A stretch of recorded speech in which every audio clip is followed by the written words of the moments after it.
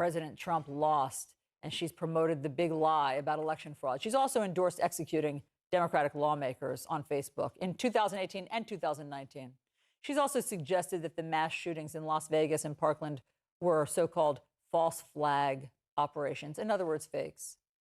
Greene has now been rewarded for all of that with a seat on the House Education and Labor Committee.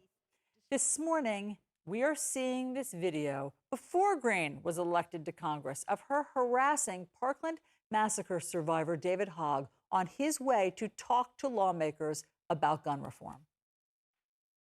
David, why are you supporting the red flag laws?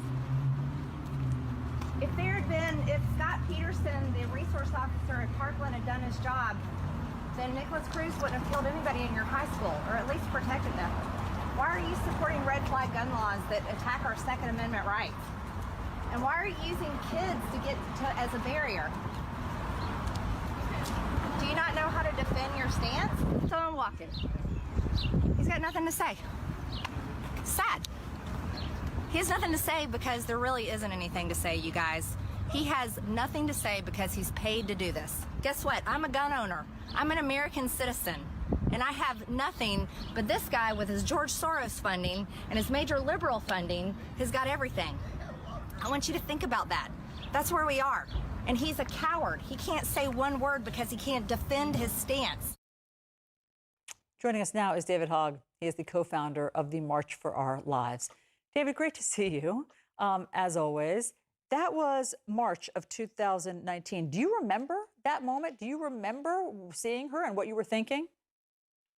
Yeah, I absolutely remember that. And I remember thinking, I'm just going to keep a straight face and practice my mindfulness meditation that I've often done to help cope with my PTSD and, my ADHD as well.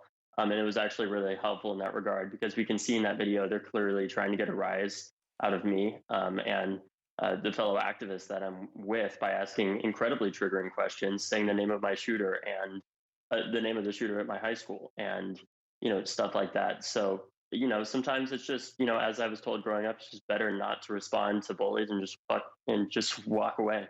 I don't know how you did it, David. I don't know how you did it. And I mean, she was baiting you so much and she was relentless in following you.